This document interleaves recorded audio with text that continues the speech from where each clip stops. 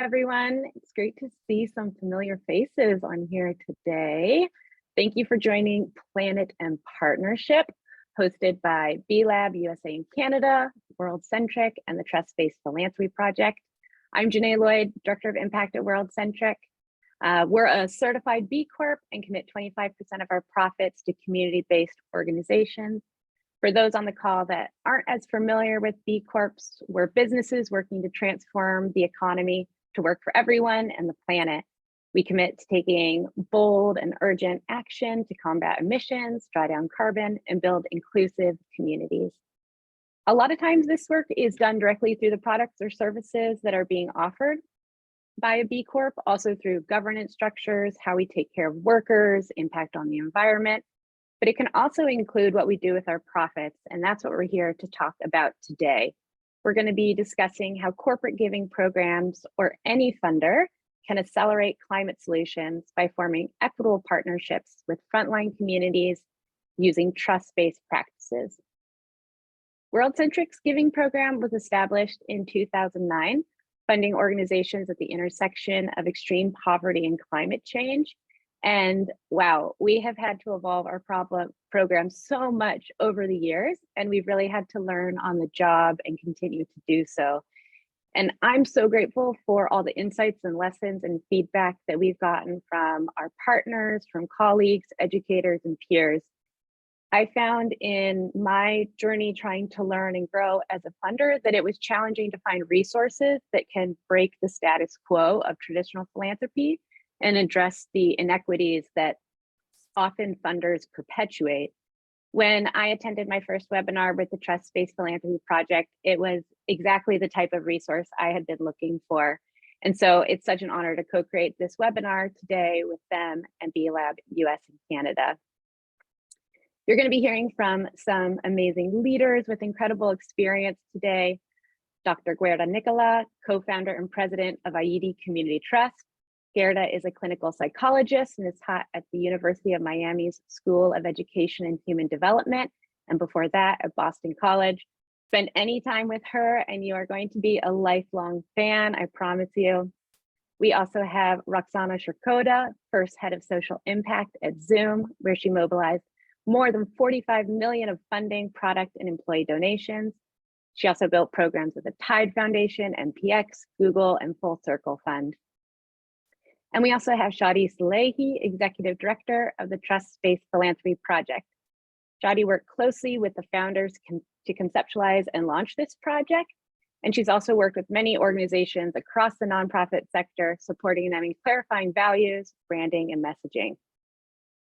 A little bit about our program today. We're going to start our session by digging into what trust-based philanthropy is, and then hear from our panel about how they're operationalizing these principles.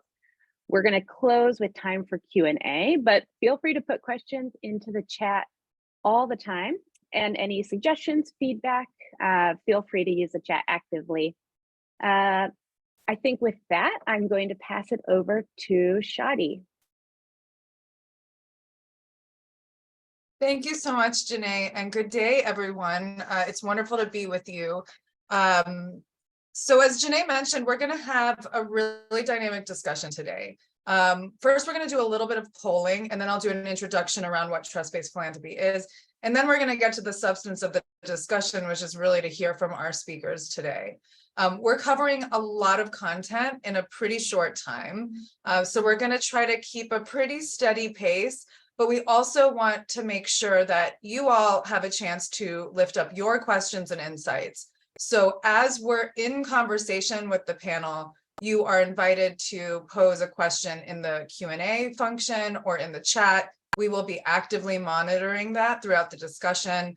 I will happily be bringing in questions to our panel, questions of yours into our panel discussion. So we really invite that. And we also recognize that some of you who are participating with us may have some experiences with trust-based practices and community-centric philanthropy. So if you have your own insights you want to share about your own experiences, please use the chat to do that, because this is all about collective learning at the end of the day.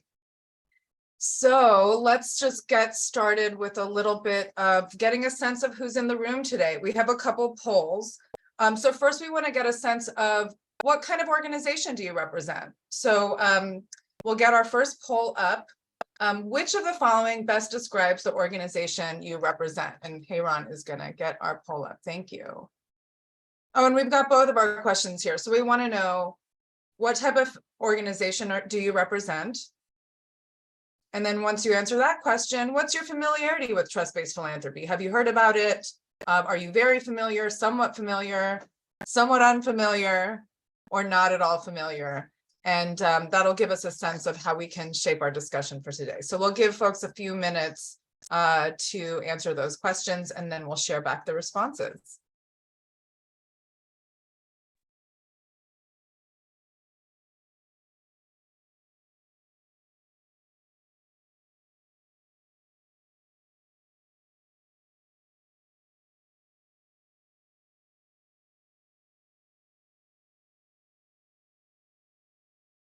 Great. Okay, wonderful. So we've got a lot of companies, we've got some nonprofits. If you're a nonprofit, representing a nonprofit, please share your experiences. I think that will add a lot of richness to our discussion. And it looks like we've got a broad range of familiarity with trust-based philanthropy. So that's great. For those of you who are very familiar and have experience with either receiving trust-based funding or giving trust-based funding, we welcome your insights. Thank you for taking a moment to share your thoughts. Okay, so first we're going to do a little bit of grounding on what is trust-based philanthropy. And of course, my slides are not up, even though I had them up. So bear with me for a moment. There we go.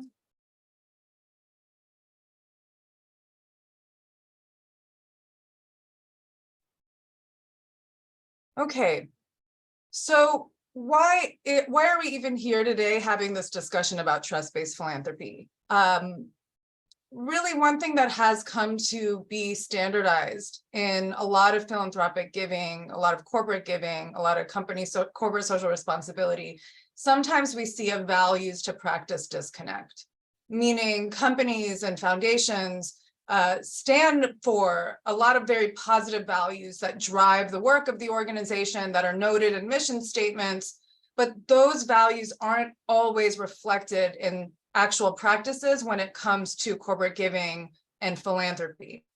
So in this image, you see, a funder kind of proudly declaring their values statement, shouting into a brick wall, where it's actually a big barrier between the nonprofits and the communities to actually, they're not even hearing that message, and it's not even showing up in the way the funder is declaring their values. So this creates a power imbalance, an inherent power imbalance. And there's already a power imbalance when it comes to those who hold resources and communities that need access to resources to achieve their vision and goals. And then when you look at the daily experience of a nonprofit, and I'm looking at you, our nonprofit leaders on the call today, nonprofits, we are often at the whims of funders in order to be able to do the work that we do. And so in this image, you see kind of like, this is really a day in the life of a typical nonprofit leader, navigating the funder dynamics, getting pulled in multiple directions with a lot of very detailed and demanding requests that can be multiplied by 10, 20, 30, depending on how many funders a nonprofit is interacting with or cultivating at a given time. And it creates not just a sense of overwhelm and stress, but it also distracts organizations from their mission and vision and from achieving their intended impact. So I often call this kind of the ultimate irony of some of the traditional philanthropic giving practices, because oftentimes philanthropies and companies want to support impact-oriented projects. However, a lot of the practices that show up in traditional grant making and traditional giving actually inhibit the ability for organizations to achieve their intended impact. And these dynamics can be even more exacerbated for newer leaders, for leaders of color, for leaders who haven't had access or relationships in philanthropy before, that don't necessarily fit the very kind of specific box of how our structures in philanthropy have actually required of nonprofits to fit into a certain box and a certain image in order to be able to receive funding to achieve their vision and goals. So this is kind of the fundamental challenge and the kind of reality that nonprofits experience that trust-based philanthropy is actually here to directly respond to and address. So we define trust-based philanthropy as an approach to giving that addresses these inherent power imbalances that exist between funders, nonprofits, and the communities served. So the core of what we're talking about is redistributing power in service of the greater good.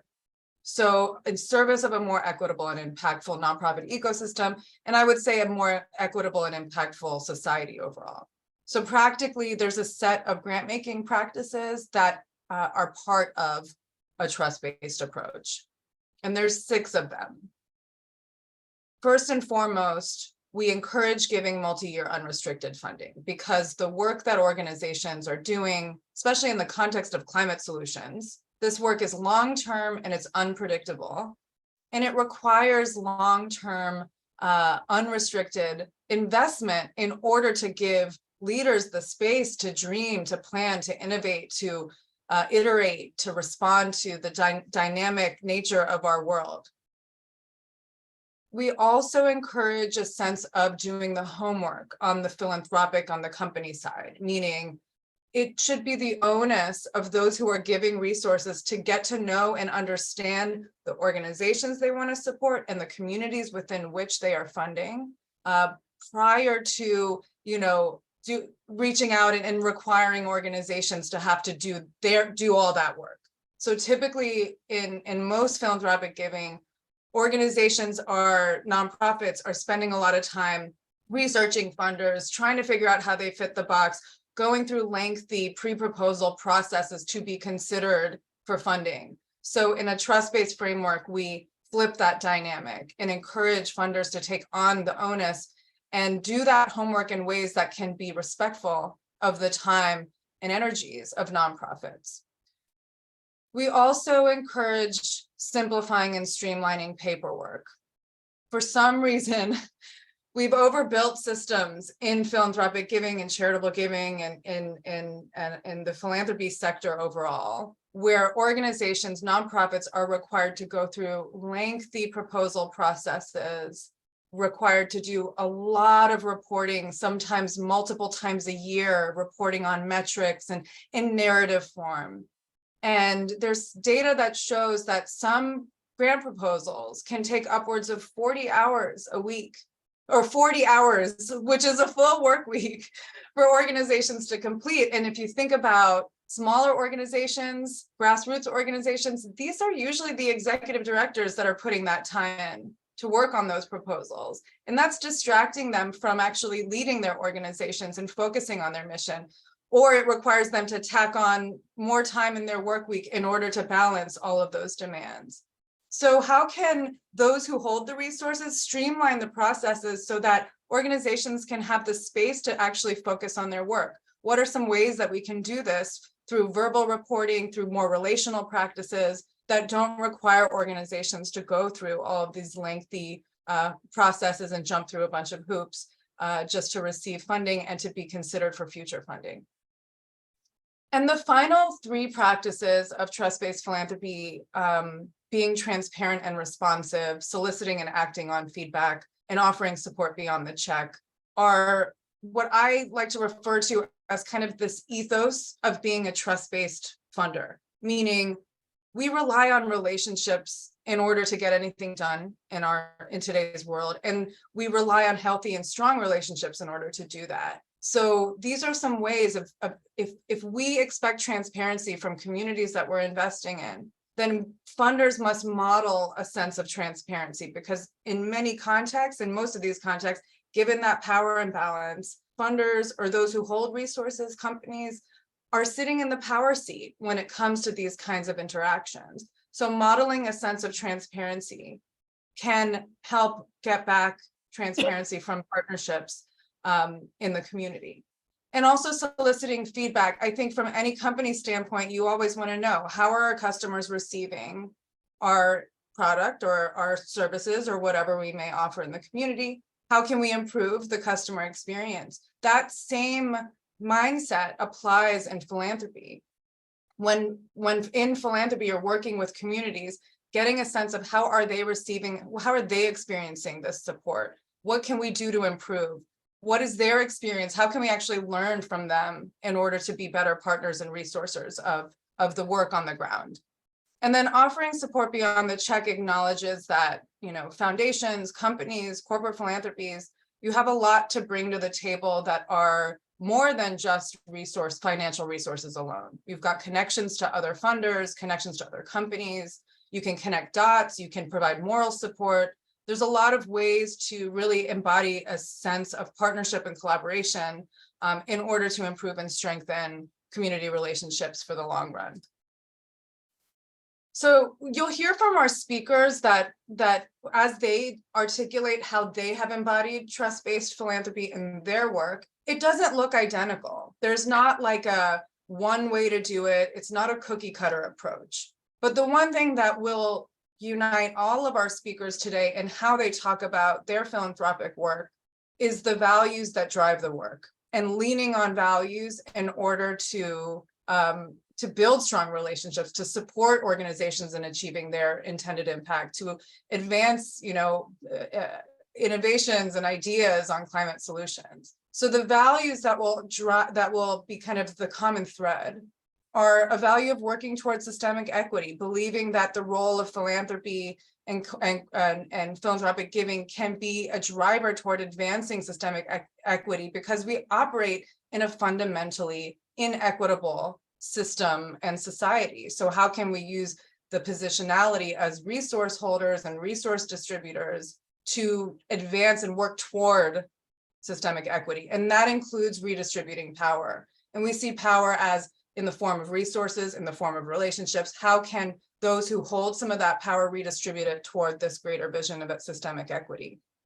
We've already talked about the importance of centering relationships and partnership, really seeing the role of corporate giving, corporate social responsibility as a role of building relationships, partnering with those who are on the ground, who are experiencing climate change, who have a vision for advancing climate solutions. And then there's this notion of accountability to the community, accountability to nonprofit leaders, and fostering a sense of mutual accountability that really can lean into this relational and partnership-driven approach. And then, of course, embracing learning, because the solutions that we are all interested in investing in don't have it's not like getting from point A to point B in a straight line. We live in a very dynamic world. There's no one way to advance solutions.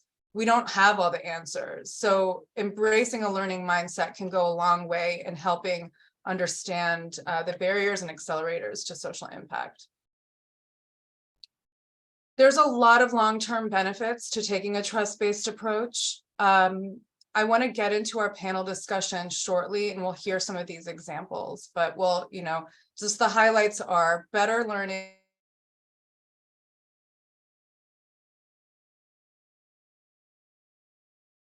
Is it me? No, she's frozen for me too. Yeah. But the good news is we have the slides, so we can keep on going for her, for Shadi, right? Shadi, you back. Okay. Am I back? Okay. Yes. Great. Well, I think that's my cue that it's time for the panel discussion to start. So let's go and get into it. So thanks for bearing with me. Okay. I am so delighted to hear from our colleagues today. We have Dr. Gerda Nicola, who's the co-founder and president of the IET Community Trust, Janae Lloyd, director, head of social impact at Zoom.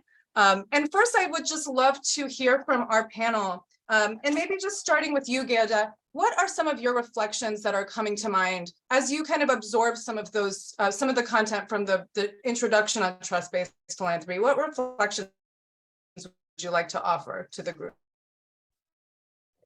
Thank you so much, colleagues. Good afternoon. Good to see you all. How exciting it is for me to get a chance to be a part of this conversation today. like, as I was listening to you, Shadi, actually speak as a community psychologist who's been doing this work in terms of community work for the last 35 years, like it literally makes my heart sing, like that we actually are coming together with lots of different entities, whether or not you're a corporation or you're a foundation or you're in the private sector, to say, the opportunity to recognize the goodness that exists in communities, and that communities have the capability and the ability to actually be the driver of what they get to do with the support of many other entities, is just like a breath of fresh air, honestly, for me today. Because like I said, we as a community psychologist who sort of not only been doing work in communities, both in the US as well as internationally, particularly in Haiti, particularly in the Caribbean. For me, for the last couple of years, we've created programs where the idea of training people on how to do community-based work was really as important. So, I headed department at the University of Miami where we created an undergraduate major to do this work. We have a master's program in social change, a doctoral program in community work. And I came from a Peace Corps work as well, which is really what got me interested in this whole idea of community work to begin with as a psychologist. So I am incredibly excited to come and be here and engage in a conversation among all of us on how to do this work and the meaning of doing the work and the amazing benefit of what happens when we allow communities to be in the driver's seat of this work. And to do that with Shanae and Roxana, I am thrilled to be here and to engage in the conversation. So thank you. Thank you so much for those amazing reflections. What an energizing introduction, and I'm looking forward to hearing more about your work. Roxana, what comes to mind for you, or what reflections would you like to offer as you kind of take in some of that introduction to trust-based philanthropy? Yeah, thanks, Shadi, and really wonderful to be here. I would just echo and plus one so much of what Gerda said. I mean, I think that people who are in positions of privilege to speak on this topic, I think have been waiting for a long time to speak on this topic to folks who are willing and interested to listen. And I think that it's been a long time coming. I think that in philanthropy, if we're being self-aware and honest with ourselves, that our jobs are very secure and they shouldn't be, that's a very hard thing to say. We're having conversations now more than I think ever before that are really candid and reflective and honest, in that maybe we haven't been doing it right. And to say that we haven't been doing it right is not always safe to say, or doesn't feel good to say when you think that you're doing the best you can to make a difference in the world. That's like a really tough conversation to have. And I think when there's a set of principles and a framework like trust-based philanthropy offers, it really holds the space to safely and just honestly reflect as a community and say, hey, look, without judgment, why don't we bring ourselves to this moment and leverage these tools and this framework that we have? And, we don't have to look in the past, but let's look forward together and let's just consider trying this out. And I think we're in that moment. And I'm excited about it. I love that. They're part of advancing this approach requires funders and those who sit in the power seat to be humble and open to sharing what has worked and what hasn't worked. And so I really like that introduction to just kind of like help us understand that let's admit some of the things that we've tried in the past haven't worked, and how can we continue to improve that. Janae, what reflections are coming up for you based on what our colleagues are sharing, or kind of as you think about kind of why you've embraced and pursued trust-based philanthropy? What's coming up for you? What Roxana is saying really resonates with me. It definitely reflects the journey that I've taken and World Centric has. I was also thinking when I was seeing your slides again, how long nonprofit partners have been asking for this insight or reflection or conversation from funders, and how reluctant or slow we can often be to change. And so I was just a personal reflection, but also reflecting on how beautiful it is when you can collaborate and learn and take away that ego, like Roxana was saying, like take out a little bit of those power dynamics and really start to learn and grow together. It can be really transformative. I love it. Okay, so let's get into it. Let's really kind of talk about what does it actually look like to operationalize these practices.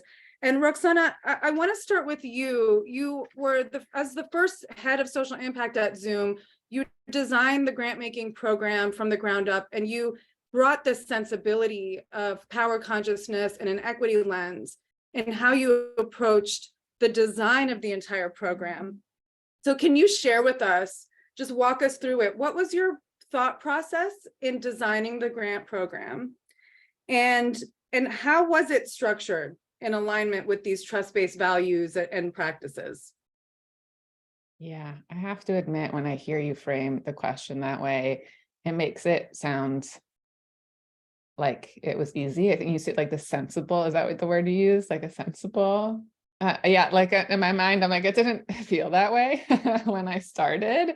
Yeah, I have to admit, I think when I took the role to start the social impact strategy at Zoom, I was very much looking for an opportunity where I could start something from scratch so that I could introduce these types of values and principles and frameworks. In my mind, having been in this space, 15 years, I know by experience that it's harder to redesign something that's been around for a long time than it can be to build something from scratch. At least that's been my experience. I think it's like teach a dog new tricks is harder to teach a puppy new tricks. And I think that I really wanted to find an opportunity that was right for this type of work. And so having the chance to build a strategy from the ground up, I have to say, is unique to my experience when I talk through, trust-based philanthropy and the implementation of that today. That might not be the same for everyone. So I just want to acknowledge that as very special. And that is what we did. I think, Janae mentioned and I think Gary, that you mentioned this also, people have been asking for it for so long, right? Like what we did was a response to what we have heard for so long from our nonprofit partners, and felt like the community-led work had to happen now, we couldn't wait any longer. I do want to also say that the process through which we got to trust-based philanthropy started with participatory grant making practices as well. So I just want to acknowledge that that is kind of a complementary framework to TBP. I think if folks are familiar with it, I'm happy to share just a little bit. For us, that meant that we, from the onset, developed issue area expert advisory boards of folks who were in community and really close to the issues we were trying to address. So we had groups of folks all over the world who looked like and lived the experiences of the communities we wanted to serve, who were paid advisory council members, who were facilitated by a third party, not ourselves, to come together and make recommendations of who would receive. They would kind of create the boundaries, the guidelines, and the standards of our funding. And then they recommended the grantee organizations that were funded. We did not have a seat at that table. When we talk about shifting power, I think the participatory model is really critical to start with, in my perspective, because it's the, I think, number one way you can shift and defer power is by having other people make those decisions. And I think in the climate ecosystem specifically, I'm not an expert. I can't be the issue area expert on absolutely every topic. At Zoom, we funded more than just climate. And so I think that was critical, right? And especially climate in different ecosystems and cultures around the world. And then the outcome of using that participatory model was a fully trust-based outcome, if I'm to say. So all of our grantees were grassroots organizations with less than $1 million in budget, annual budget. They were all what we called representative led. So their leadership looked like the communities they were serving with that lived experience. There was no application process to receive our funding. All of the funding was unrestricted grants. Every grant was a multi-year check. Oftentimes, the organizations receiving the funding, it was their first check from a corporate entity, which I want to acknowledge was unique in some cases where that was by choice. Actually, they were not accepting checks from corporate entities, especially in the climate space, if they were seeing really hypocritical greenwashing, they were not values aligned. They could tell that the grant was to help make the company look better. They weren't really down with that, which I highly respect. Deferring and rejecting a grant is a really difficult thing to do as an organization. And for us to be able to, you, Shadi, in your intro, talked about this is like nuanced relationship building. This is like genuine showing up with ability to connect and build trust. For us to get organizations to say we're willing to have you be our first corporate check felt really meaningful for us. And in some cases, there was the largest check they had ever received at one time. And then we had no laborious annual reports. So, and then I think the last thing, just so I could say we check every box of the trust-based framework, is we also did more than grant making, as we provided them all with what we traditionally call capacity building, but we asked them all what issues outside of finances they needed support on, and then we hired experts to provide that support to them as organizations. And I think over 95% of the organizations we funded were from low-income immigrant communities, people of color-led organizations, and we're all shocked oftentimes when they received the email. And some of them honestly didn't respond because they thought it was fake. And we had to have our advisory council members like call some of them and be like, this is a real email, like, please answer it because we want you to get this money. So yeah, that was our experience and that was some of the process. Thank you so much for that really clear and thorough overview. There's a couple of questions. Well, one comment I wanted to highlight, and what you're really lifting up is that there's distrust on the community side. And when we often talk about trust-based philanthropy, the focus is, okay, the funders, those who are mobilizing resources need to start from a place of trust. And that is important because a lot of the systems and structures that we've established that have become the norm actually model a sense of distrust from the gate. But there's also this importance to recognize that, especially when you're working with community leaders who don't have a relationship with a company or with a foundation, there is distrust there. Either they've been overlooked or disregarded or ignored or, even worse, harmed.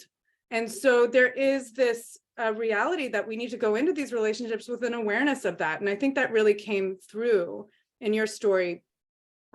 So I don't know if you want to share anything in addition to that, Roxana. There's another question that came up about how you did your homework to identify the participants in your advisory council. How did you find them? What was the process of developing that?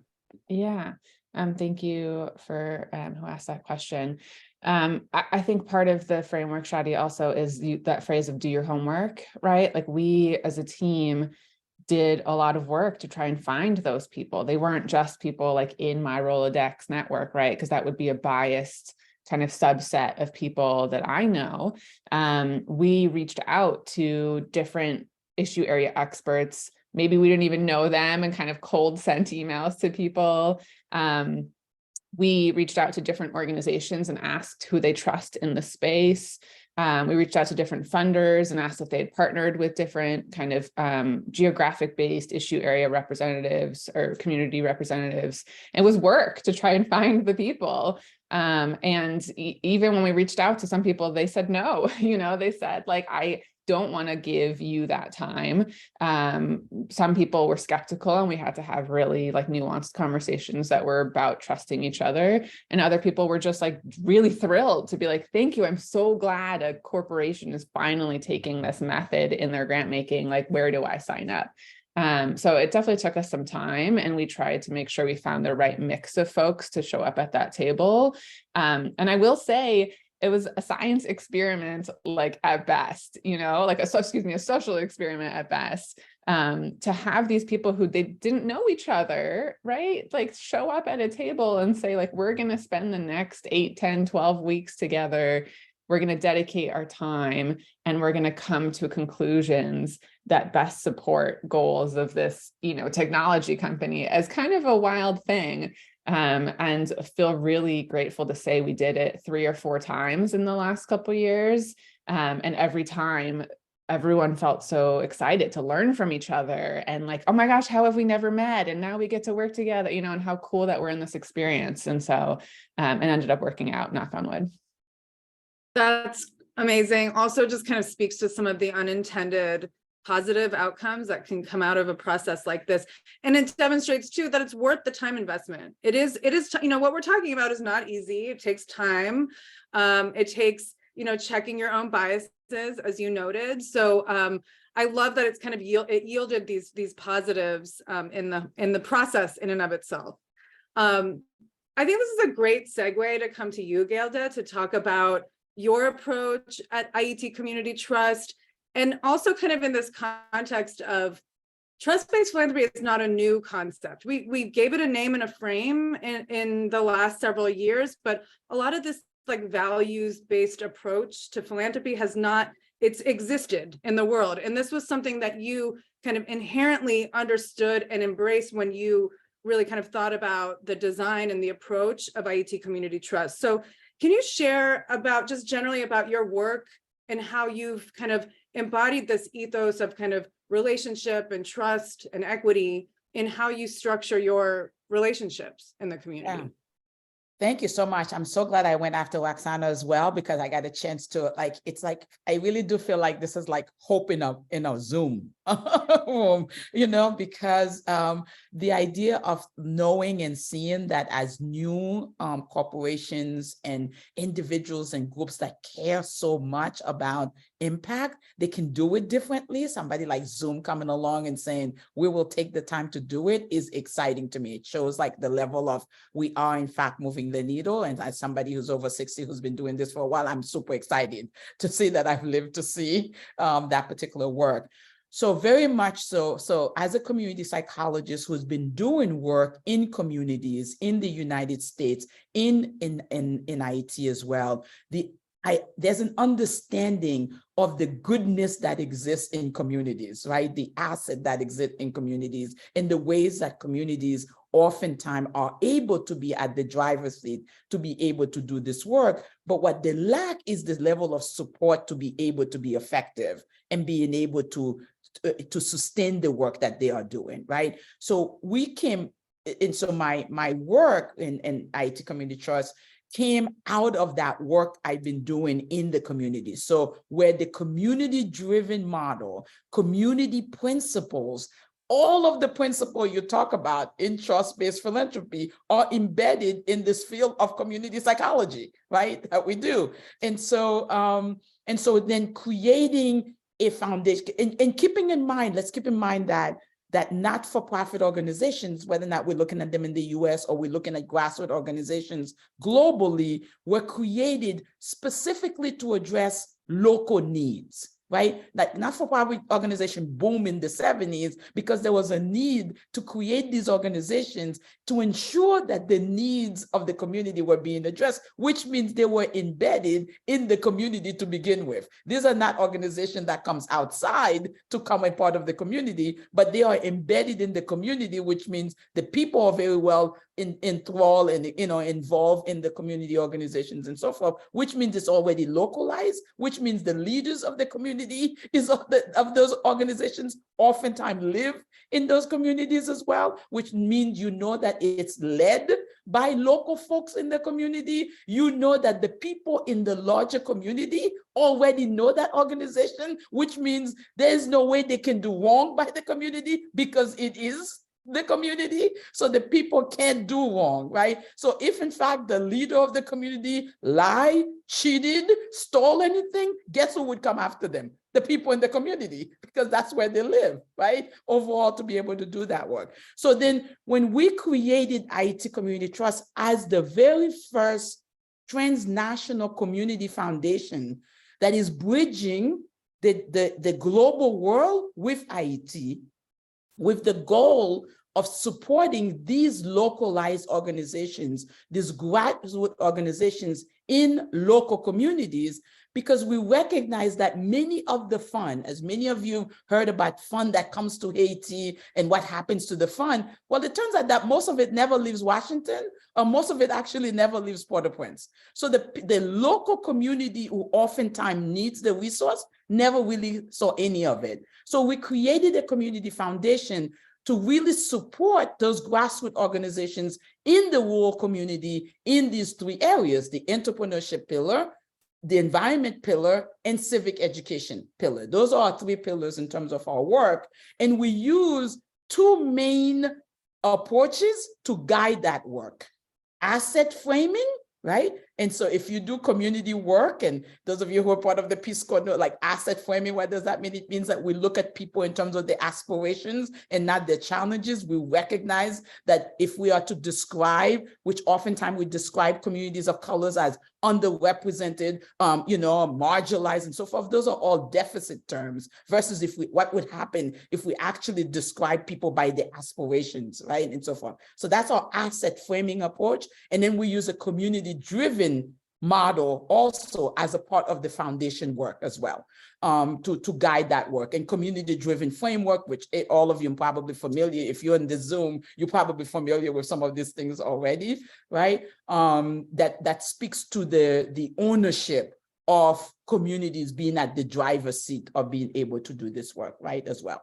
So giving that framework, that is our guiding frame in terms of how then do we approach our connection to our grantees on the ground. So it means that we're not asking for a problem statement. And IET Community Trust, as a part of our foundation, we don't ask you to tell us what the problem is, because we know the problems are enormous. But also we've learned from doing philanthropic work that when you ask for the problem, it means I can never solve the problem, because you may not give me money anymore once I solve the problem. So it's like a setup, right? If in fact that I have identified a specific problem to solve, what happened when I actually solved that problem? So oftentimes what you'll see is people will come back and say, I did something on the problem, but I need more to do more of it, right? But it's the same problem overall. So because we use asset framing, we don't ask about the problem, we ask, what is the innovative solution that you've identified that you would like to do work around? You see how that's like a very different approach versus there's like an innovative idea, some exciting things that you're doing that you would love to have partners with. And that seems to be really, really effective, right? And so that's a part of our grant process. The second thing that we do in terms of that fits with this model that I'm talking about is that, oh my goodness, the boxes, the 200 characters, the 100 characters, the 100 words, like grassroots organizations don't all understand these characters, and that you need to have like an N is a character, it counts in it. So oftentimes people would be so bogged down with this amazing idea that they have, and now they have to try to fit it into 100 words, that include characters and so forth, right? And so on. So one of the things, and because we are a community foundation, we wanted to make sure that we take that out of the way for some people. There are some people who absolutely can do that. There are other people, we ask them, submit us a video. Guys, it's so cool. Like when people submit their videos, and they actually insert each one of the areas that you want, but there's like a team of people that shows up in the video and say, this is our amazing idea. This is how we want to do it. Look at the community and how we want to do it. And this is how much it's going to cost. So they can do that as well and submit that to us. And that allows for individuals who may not have access to computers or to the internet in the same way, they can send us that video to WhatsApp, and still be able to participate in the grant making process as well. So this is an opportunity to see all of the different ways that we can actually tap into, like getting proposals, as opposed to the very sort of traditional way that we've done that. The other piece that's really been really important for us is is to ensure that we are developing relationship with our grantees. We don't call them grantees, we call them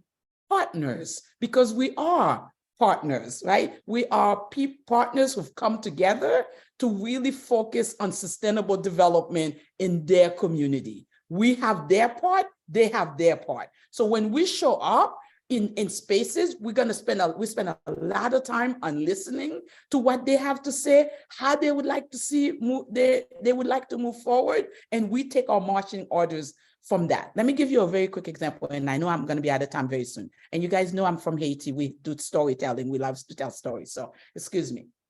So, you know, there was a sort of like a sense, like after disasters, that you have a sense of like what you think communities need, right? So after the last earthquake in community, people were like, oh, we need to bring people tent because they're sleeping in the rain. Let's get as many tents as possible, right? To do so. So we go to the community because we do a community-driven work, and we listen to them and says, what do you think you are in need of? And, you know, in terms of this particular disaster that's happened, what are your thoughts about tents, right, being distributed? You know what the people said? They said, no to tents, no tents. You know why? Because tents whip. The moment you give it to me, it can get a hole in it, it can whip, it can blow up. Oftentimes when we give tents to people, we don't think of the fact there's a family of 8 that needs to go into a tent. We think of it like I distributed a tent, like it must be good enough for 2 people. But what happened if you know, people are like, what do I do with my mother-in-law? You know, like who decides who gets to go in the tent? So they came up with the idea of how do I build our own tent tops? We can repurpose the materials from the disaster, build tops that allows us to be out of the rain. It makes us use our hand so we feel useful to our family. And those tops can be useful after we build our own home. Come on now, guys. Would we have thought about that? No, of course we would have, right? But the people themselves came up because we listened to them, and they went and built like over 200-300 tops, right? That are now going to be useful to them beyond, right, this moment in time, as opposed to if we just did tents. So it's just an opportunity to say how listening works, and the fact that we are developing relationship, right? And this is a partnership, and in relationship, there must be trust. And in order for you to develop trust in relationship, and that's my psychology part coming in, is that you have to be connected to people. You have to be able to be there, be connected to them in order for you to build that level of trust. And we have seen countless examples of how this process is allowing our grassroots organizations to feel like they have a trusted partner. And they tell us, because we're in a relationship together, they have to do this work like how it's supposed to be, because we are in relationship with each other. And for me, once we're able to do that work, and we're sharing it with other people to say, look at the work that we are doing. And people's like, does it really work? Is it really effective? Can you show us the data, right? And all of that to be able to show that it works. And then I went online and I found trust-based philanthropy. I was telling Shadi, I found it, I was like, voila. And like literally I sung, ha, la, la, hallelujah. Like, because I was like, oh, there is an entity that actually has the research to back up what we are doing in a really meaningful way. Look at this organization who's actually working with other organizations to do exactly the things that we are doing in IT, right, overall, and how great it is that we get a chance to partner to show like real life examples of how trust-based philanthropy principles are not just principles, but they're principles in action. And because they're principles in actions, you can actually see the impact of that action. And anybody who wants to come, inviting any of you to come, and wants to come to a community and see that work, you can see it in action in a really, really, really informative way. And so the last thing I'll say, Shadi, and I'll turn things over to you, is we are in this process of doing this kind of work. We are trying to melt 2 big principles. One is this sort of very transactional way that we tend to go about relationship building. It's sort of like, what's in it for me? I have this relationship with you because I'm going to get something in return. But when we do community work, it's about relational work. But it's like, how do you bridge relational work with transactional piece? So that I built a relationship with you, but there's absolutely is a return in investment. So what's the return in investment in terms of the work that we are doing, but to do so in a relational way? When most of us come from societies that tends to be very transactional in nature, right? And so how do we do that kind of work? So excited for, more conversation. Thank you so much, Gerda. That is so inspiring. And I want to lift up some themes that you raised, and just some lessons and insights. Focus on solutions rather than the problem. And don't ask a question because you already know what the problem is. That's a key thing with streamlining paperwork and applications. If we already know the answer to the question and we're not going to use the answer to the question to make a decision, it's not worth asking. So focus on the solutions. I love that. Listen, and you really demonstrated how to do that very intentionally. And then being flexible and responsive to the community's needs in the community context with the video submissions as one example. Those are just like tiny little gems from like the massive amount of gems you just offered, but I wanted to lift those up. Thank you so much for sharing that story and those examples. I think that's very instructive for all of us here. Janae, moving on to you. So you're kind of bringing this different lens when it comes to trust-based philanthropy, because you didn't have the chance to start things from scratch, and this wasn't all, even though World-Centric is a very values-driven company, the values weren't all present in the grant-making approach. So your job was not a big task, not a small task, of really revisiting some of the existing practices to have it be more closely aligned with the company's values and with your intention to advance a more trust-based approach. So can you walk us through just the context that you've been operating within, and what are some of the shifts that you've been able to make towards some of these this more values-driven approach that Roxana and Gerda have described so beautifully? Thanks, Shadi. I really love the different perspectives on this panel, because hopefully it aligns up with the different positions that people on this call are in. And I love listening to Roxana share about starting something from the very beginning and how incredible that journey was. And we have such a different story that hopefully can be really valuable for folks, because we did start out as a pretty restrictive and transactional funder. In the chat, Emma brought up how often funders have none or pretty limited lived experience in the communities they're trying to work in. And that was absolutely the case. And that can create a lot of bias.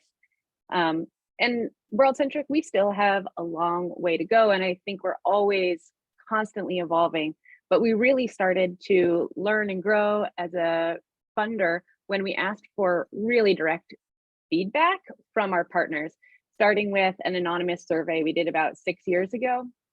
And what I learned through that survey aligns so closely with the principles of trust-based philanthropy. And that was, the feedback was really to focus on building authentic relationships, not like vet and check, and that's it. To really understand what community-based funding means. Like if we're saying we're a community-based funder, what does that mean? And to actually fund it. To do our own homework, to be flexible with our funds, to support overhead, and to do a lot of listening. I want to talk about just a couple of those and give some examples. So I think the biggest one, and maybe the most painful, was to fund what communities prioritize. And I say painful because it meant exiting out of partnerships that didn't align with that type of funding, which can be really hard to do, especially if you've been in partnership for several years. But as we learned what community-led truly meant, it did mean having to leave some relationships. I want to give a shout out here to one of our partners, Spark Microgrants. They support East African communities with resources and skills to develop community-chosen projects. This could be launching a business, investing in agriculture, but it's really focused on funding what the community chooses. And for us, when we first started funding Spark, we were saying, well, we'll fund the project after the community decides. So you tell us what the communities want to fund, and then we'll decide if we want to fund it. So maybe we'll say yes to goats, but no to taxis, something like that. And Spark leadership really pushed back on us saying like, no, no, no, this absolutely goes against the approach, like the community-centered focus. And we listened and we're like, yep, got it. We're going to learn this lesson. I think Spark demonstrates that they have a methodology that has proven impact and that communities know best what they need. So I'll drop a couple resources around that into the chat. I think that funding what communities prioritize is especially important when you're talking about climate solutions, because often the communities that are most vulnerable to climate impacts know best the solutions that are going to work to have long sustained impact. Another area I want to touch on is funding overhead. We used to never fund overhead. We really looked for organizations that were volunteer run, operating on shoestring budgets, but that's not how we operate as a business, right? We understand as a business that you need to invest in talent, you need to invest in innovation. And so we also want to now, or we have through the past, switched that over and said like, we absolutely appreciate and understand and want to support that in our partners. And now when I'm looking at the financials or a project that's submitted to us and I don't see overhead, I go back and say, hey, like, we know it takes people to do this. So where is that overhead? And sometimes it could be that it's being funded through a restricted grant. Like there are funders who will restrict grants to operational costs. But a lot of times it's because the organization is like nervous because funders traditionally don't like to fund overhead. And so they're not going to submit it to like increase the chances of getting funded. So always have those conversations. And then the last thing is just around being flexible. Like if you can't get away from restricted grants, if you're working at a corporate foundation or for a corporate giving program where that's really embedded, but you're still trying to make some shifts, I would say really encouraging leadership team decision makers to just be flexible. I think funders can often be very risk adverse and focus on really knowing program outcomes, but that can keep organizations stagnant. So really allowing your funds to be flexible if the organization comes back and they want to redistribute funds to say yes. And a lot of this comes back to building those trust-based relationships, because if you feel secure in the relationship, you can trust that those funds will be used wisely. Wow. Thank you so much, Janae. There's so much there that really, well, one, you're demonstrating, hey, you can actually shift from traditional, it's possible and it's doable. It takes time. And I really want to lift up your shift away from not accepting or not covering overhead to now looking for it in budgets. If we want to advance impact and support organizations in advancing impact, it requires the organization to be healthy. And healthy organizations require that kind of investment. And like you said, we don't run our companies that way. So why do we expect that from the organizations that we're funding? In fact, this is again one of those big ultimate ironies I see in traditional philanthropy practices where there's a refusal to fund certain aspects of the organization that are actually essential to keeping the organization running. So how is it going to make it more successful if they're forbidden to use money to actually run as an organization? It's kind of this ultimate irony that we haven't actually looked under the hood on to actually rethink it. So I so appreciate that shift.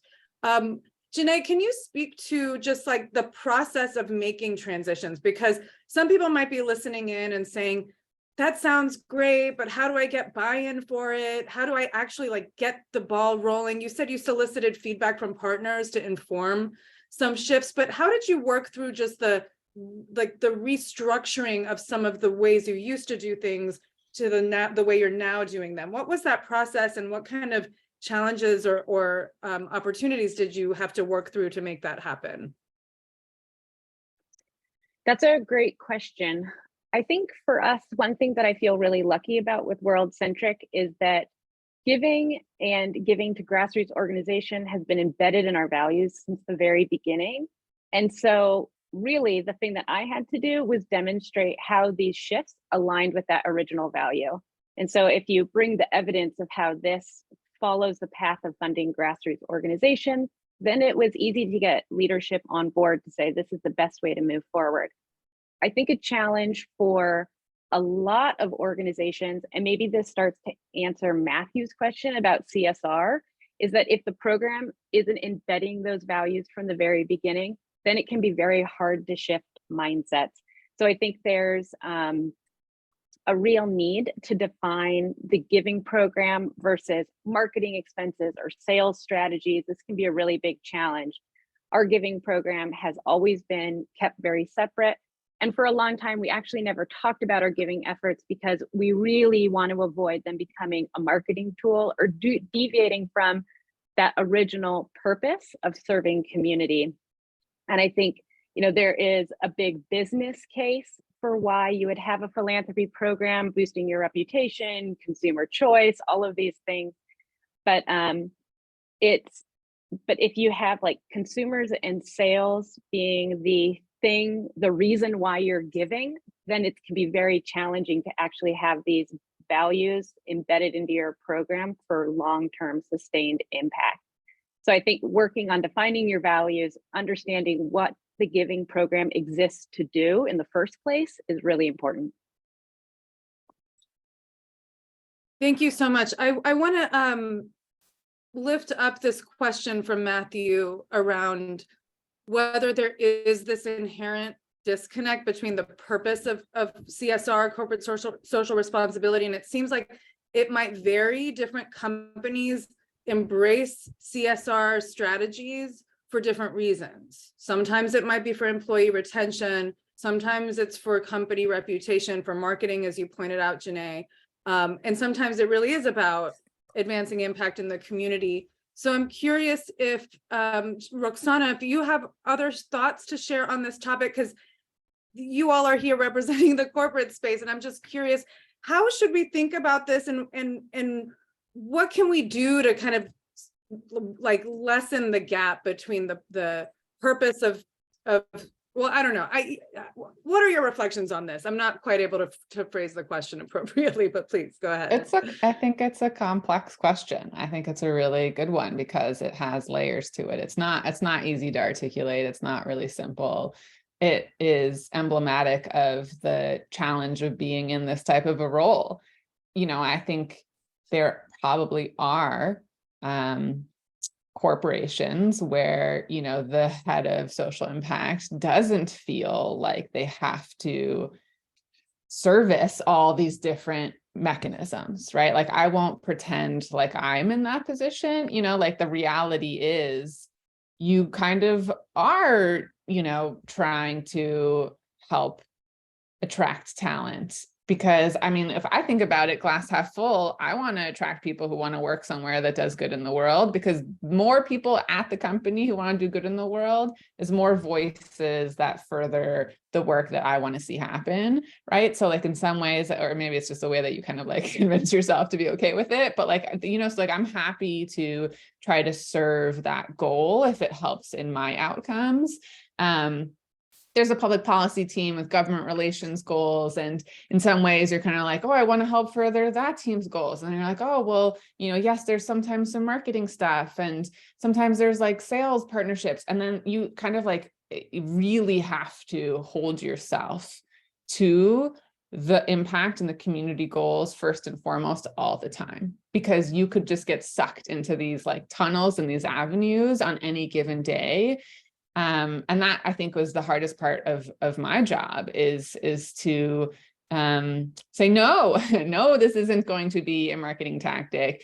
And if this is going to be part of a marketing campaign, this is the language we have to use, right? Like if we're going to center and highlight a grassroots community organization, first of all, do they want to be part of this effort? Second of all, how do they want to be represented? Do they approve the language? Do they provide the content? And is it less, if not at all about us and entirely about them, right? Like you're constantly having to, constantly having to do some of that work. And I think that's not a criticism at all. Like no one else in the company was hired to do what I was hired to do. And that can sometimes feel like frustrating or lonely. But that's just, like, I think that's just a truth. Like every other person in the company signed, outside of the social impact team. And there are other teams, right? Like I think the DEI team especially is like a really close ally, whose main goal is to serve the company in arguably like a capacity that drives bottom line. And so I think that you have to just like face that reality head on. And I really like, Janae, you called out like these things, there are values-based companies. Like I'm not so jaded and so cynical that I don't believe that corporations that have to manage their bottom line, like we talk about triple bottom line corporations, I do believe that there are companies that have from the beginning and the onset developed values-based business practices where you aren't pulled, you aren't torn, you aren't having to navigate this tension.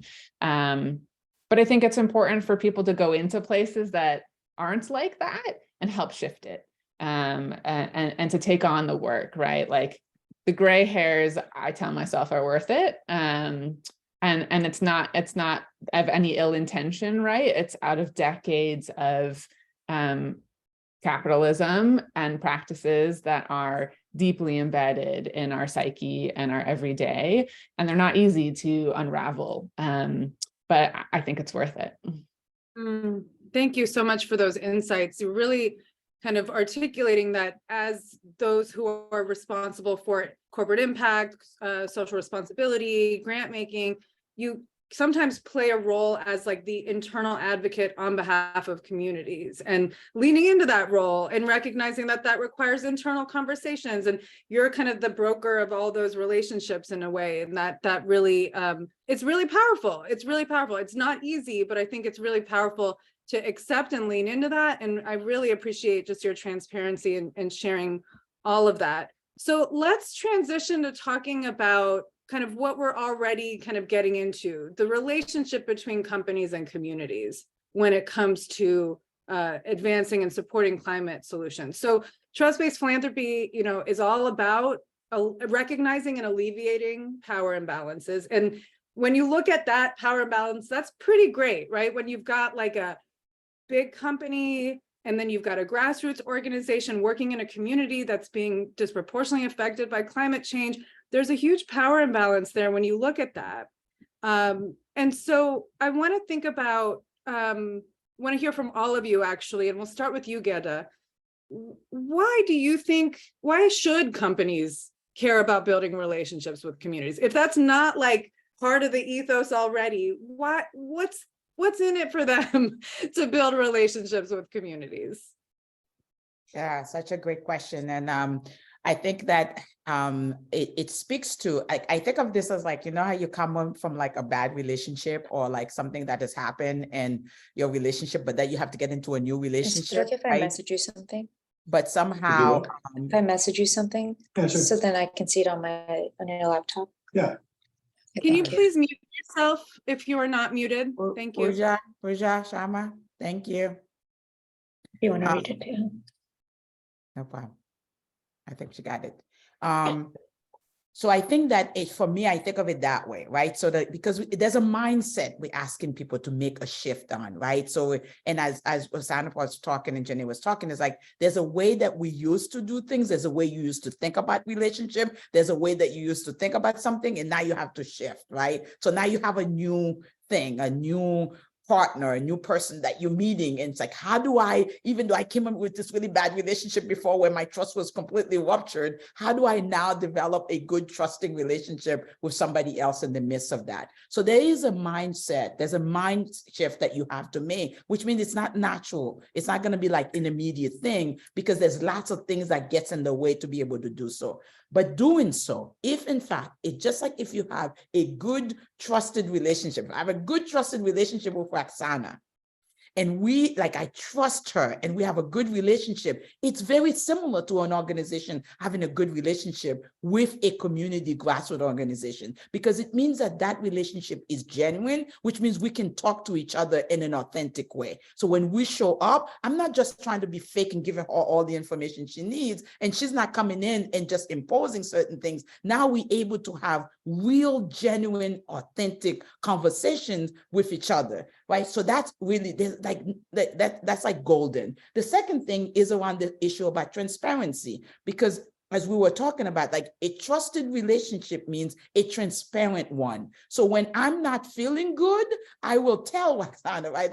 Like when this is not feeling good to me, that I can say it, and that can be completely open with that, which is, I think, is really, really important to be able to talk through, right, as well. And then the other thing I would say is that the benefit of that, because when you have trusted relationship with the grassroots organizations, they are as invested in making sure that Wall-centric looks good or that Zoom looks good, because it's a relationship and a partnership. Because I am in a relationship with Zoom, I'm not doing anything to make Zoom look bad. Do you see it? Like, I am going to do everything possible to ensure that Zoom looks good because I care about Zoom. It's not that Zoom is just a funder, not that Zoom is a funder of mine. Let me just say that for the record, right? But that not just because Zoom is a funder of what we're doing, but that because I care. You see how that's different? So that the organization and the community is going to show up for the corporation 100 times bigger than you actually thought they would. And if they don't have the funds to do the work, they would actually go and try to figure out how they're going to make it work, because they want to do better before the corporations and so forth. So the return in investment is so much more than whether or not did you have X number of people. It is like, I can't say enough about that. Thank you so much. Just so powerful. Roxana, a similar question for you, and you've already kind of alluded to some of this, like what it looks like to do this work ethically. Like, you were talking about, if you're sharing a story about a community partner, make sure they're okay with the story being shared. But can you share more about what should companies consider when wanting to build community relationships in an ethical way? Like, what are some considerations? What are some ways to do that well? Yeah, as I said in the comments, it felt like Gerda was just like reading my personal notes that she hasn't seen before. So yeah, I think to add to that, the intentionality is so critical, right? Like, I think that there are some days I woke up where I just almost like wanted to be able to not have to think so much. Like, I was like, could I just, coast? But you can't, like, you actually can't. Like, the amount of intentionality it takes to build the trust and do that power shifting work is a lot. I mean, it's just real. Like, you don't really feel, if you want to do it well and you hold yourself to a high standard, that you can turn off, because what you say matters, how you say it matters. Like every email, like every time you show up on a Zoom call, like my tone, the words I'm using, like they make a difference, because, I think that Shadi, you started by saying, like, there are practices we have embodied that actually have done harm. And so when you realize that you have that responsibility, if you hold that responsibility like carefully, like, you just have the intention. I just come back to intentionality. You have to be so intentional. And I say nuanced a lot, like, it just takes a lot of nuance. And I had, I mentioned I was in positions where we had to get on calls with grassroots leaders and almost convince them that I wasn't BSing like that. Like, look, like, let me tell you about where I'm coming from. Like, let's take the mask off here, and let me tell you about my own experiences as, a first generation immigrant woman of color in this country, why I do this work, what I'm hoping to accomplish. Like, let's talk about some personal things. and that's what I think builds relationships and builds trust. And you know, and I'm willing to do that. And it comes with some risk.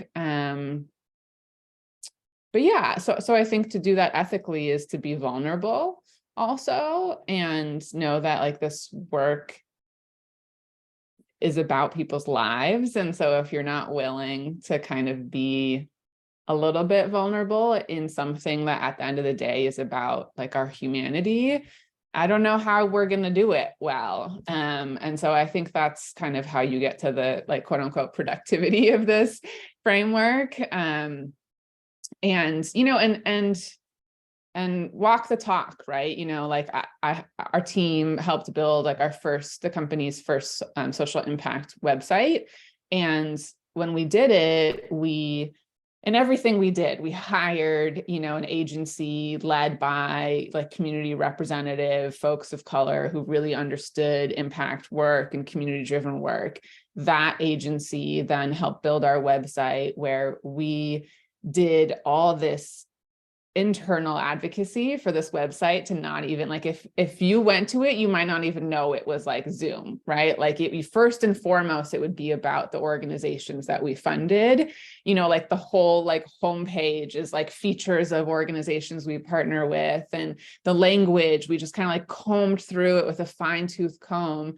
We hired a third party agency to do the writing for all of the website. And like we did the homework on our team. They wrote all the write-ups for the nonprofits. So we weren't asking for organizations to like submit these lengthy narratives that felt maybe like pressure, you know, to get it right. Like, we'll write it for you. And then you tell us if we got it wrong and where we need to fix it.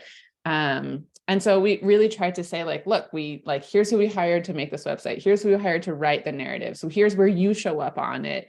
And so, yeah, just try to like show like, you know, it's like, put your money where your mouth is, you know? So we tried to show that, and hope that landed with folks. And, I think just the power piece is important. I oftentimes say, if you're struggling to navigate a complex topic or something that feels challenging, or it feels like there's an elephant in the room, like just talk about it.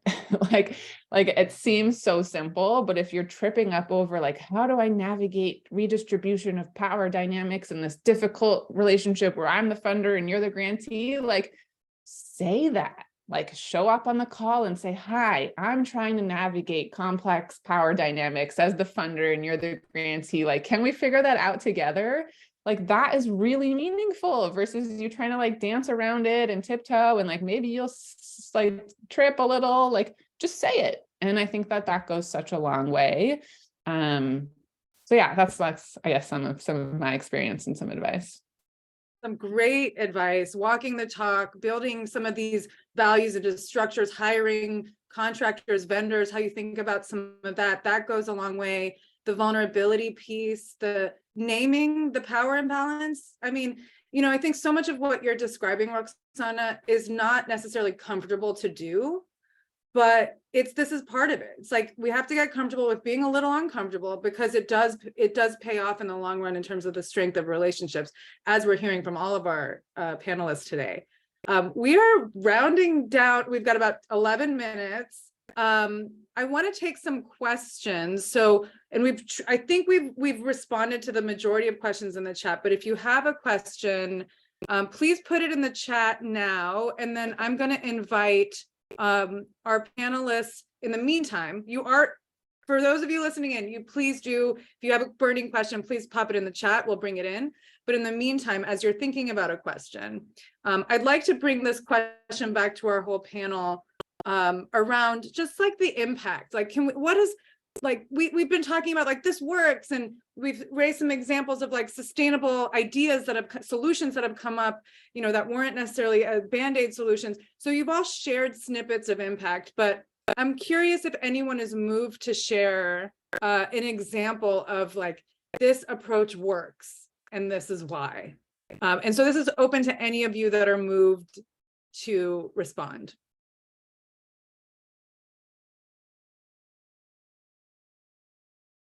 I can jump in. I think one thing that has been really incredible for me to see is that through building these deeper relationships with organizations, we've funded strategies that we would have never considered, especially for climate impact work.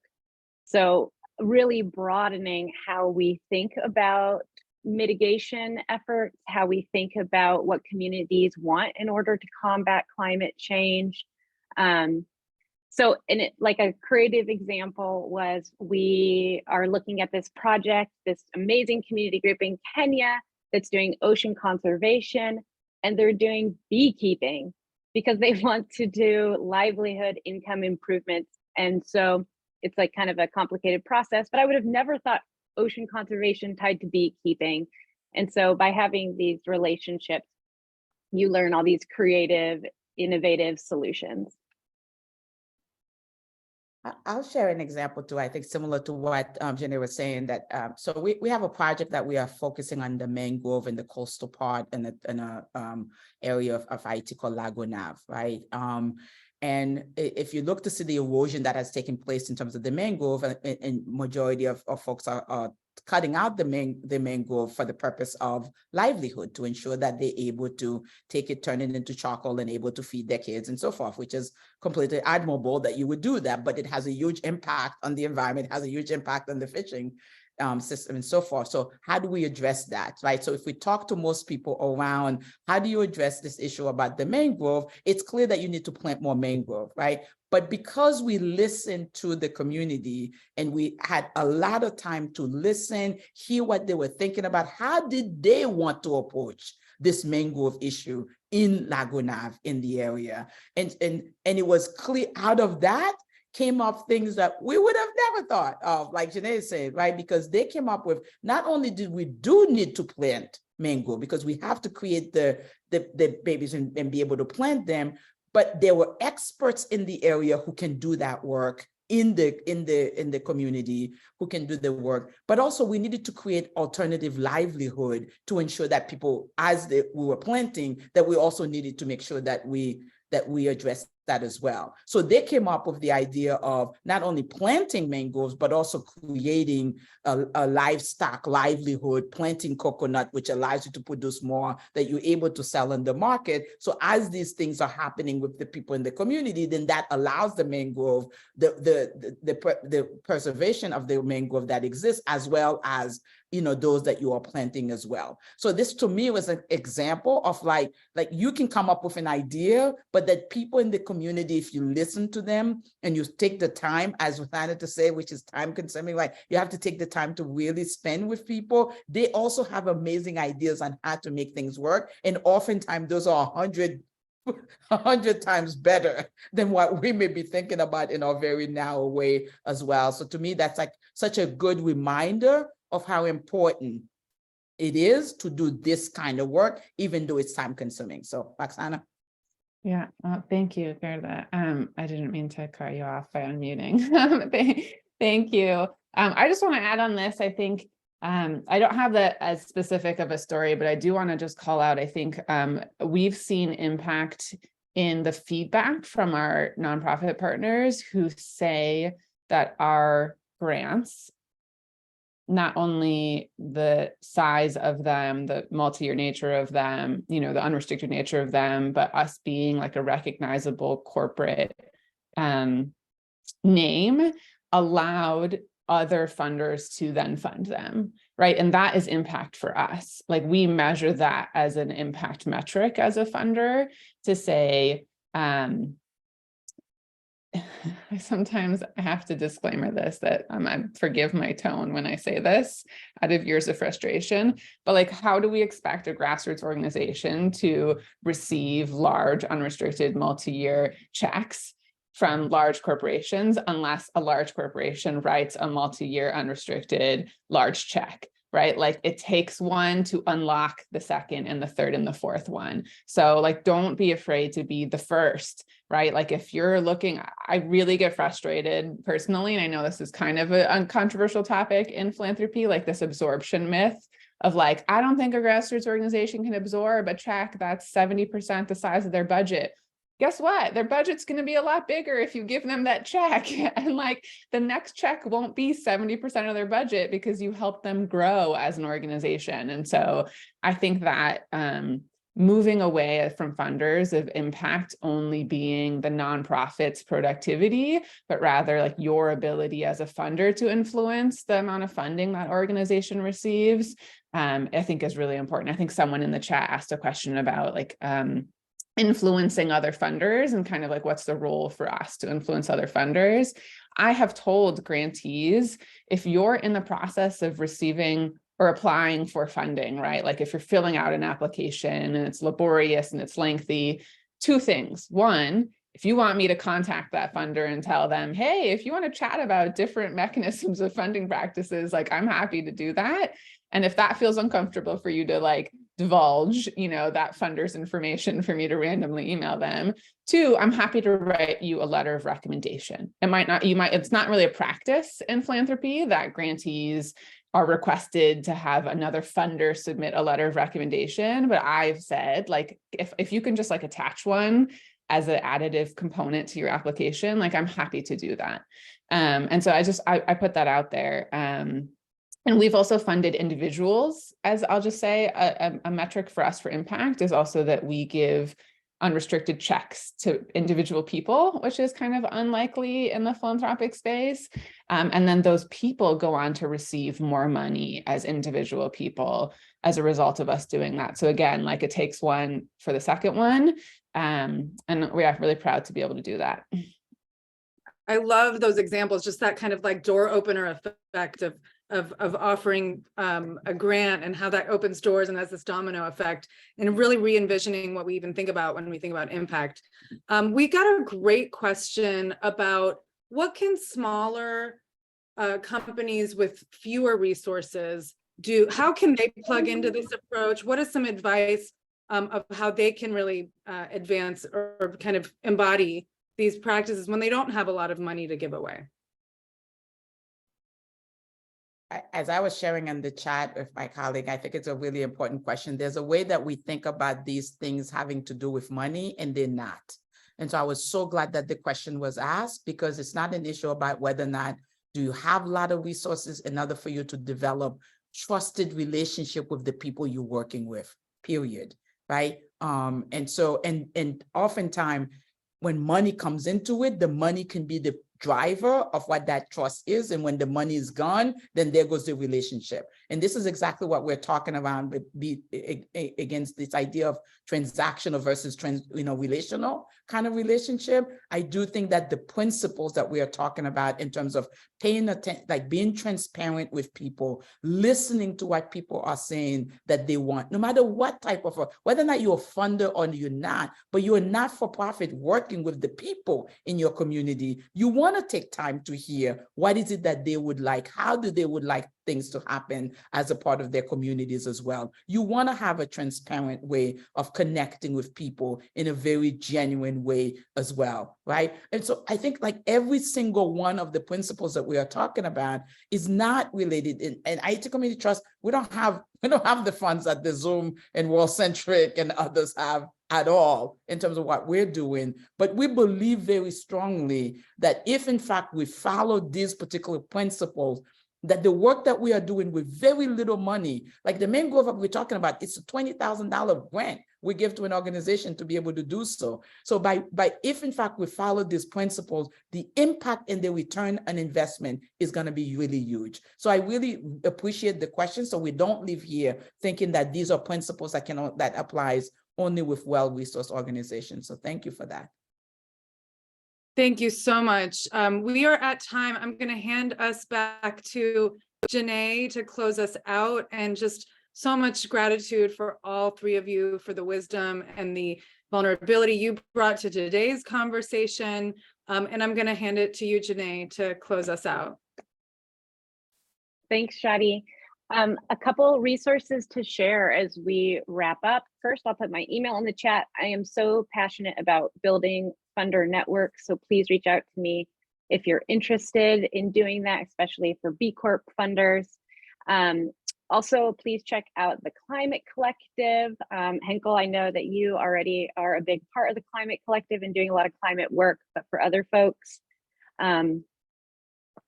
we want to keep continuing to offer these resources if this community feels that there's a need. So there'll be a survey going out as a follow-up. Please give us feedback. Let us know what you would like more of. Thank you so much, Shadi, Guerda, Roxana. So incredible to do this with you. And I feel like I learned so much, always learning from you. So thank you. Other than that, I'll just give a shout out to all our attendees. Thanks for showing up, and hopefully we can do this again sometime in the future. Thanks everyone, and have a great day. Thank you. Bye-bye.